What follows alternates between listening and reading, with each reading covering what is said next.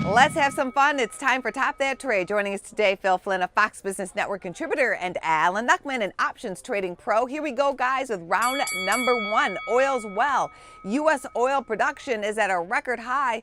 Will this mean a cool off for the rally? The answer is no. I'm going to defer to you in 1 second. But okay. The answer has been no, because this was the case at $40, at $50, at $55, at $60, at $65. You can stop me anytime. That's like the stock market was. We'd be making a new record every day. New record, new record. Prices are going to go down. I don't think this is going to have any impact on oil. I don't think so either. And I think the bottom line is you got to look at both sides of the equation, supply and demand. And demand has been explosive. Country and Western. Right. And if you look at the trend of inventories, even though we're up a little bit here because it's shoulder season, it's lower. We're producing a record amount. If we weren't, we'd be running out of oil. We're getting close to that 5-year average of inventory, so people are ignoring that. And we haven't been there for years. And the problem is, if you look at the 5-year average, the demand the last 5 years has been not very good compared to historical.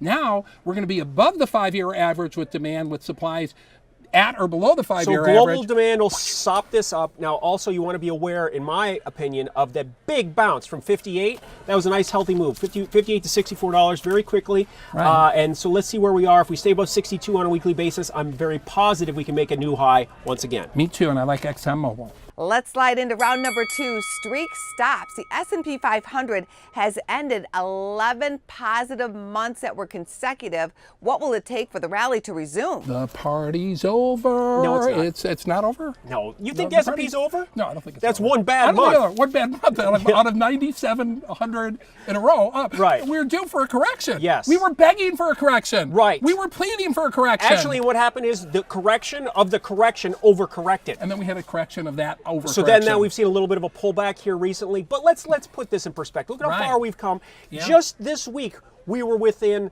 just 20 points of the all-time forever top in the NDX, the top tech 100 stocks. And so that was doing great until we put on tariffs on steel and aluminum, but that's a story no for another politics day. on this show. Price, not politics. Price, not politics. It was Next tariffs. question. On to round number three, W for worry. The dollar chart has formed a W. Is this worrisome?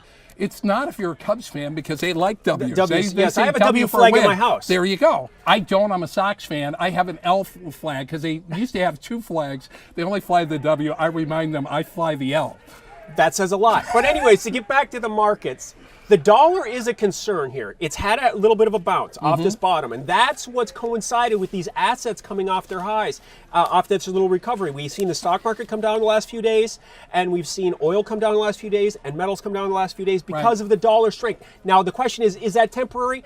I'm hoping so, but it's a W for worry, because if it's not and the dollar does rally, that could be negative for a lot of markets. Al, don't worry. It's going to be okay, because the bottom line is that the dollar should have gone up months ago, and it's actually a delayed move. Right. Okay. And I agree with you. I think global growth is going to make the dollar rally nothing to worry about, because at the end of the day, if the global economy is on fire, they're not going to care if the dollar is strong or the other currencies are weak. Just they're to let you know, commodities. I heard this somewhere. I don't know, some politician maybe said, but a weak dollar helps exports. It does. Who told that? I don't know. I don't remember. I saw that in the news one day. I don't remember. Let's tariff it. That's what I say. Tariff it. We are hitting the red carpet for the bonus round question for today.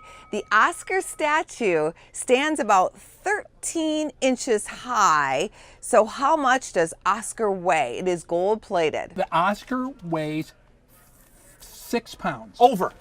I pick over. So I get everything above 6 pounds. Oh, then Alan, you win. The answer is 8.5 pounds. Fine. See? I'm learning how to outsmart the question. I may not be right with the answer, but I know how to outsmart the question now. Very good. We're very impressed with you. Very impressed with you. Do I get an award? Can I have an award? I'm impressed. I was within 2 pounds, and and again, thank you very much. I want to thank all the little people for our award that we got for Top That Trade. Thank you very much. Thank you, guys. You are stars of our show. Check out businessfirstam.com to find out where to see our entire show, and don't forget to like, follow, and share Business First AM.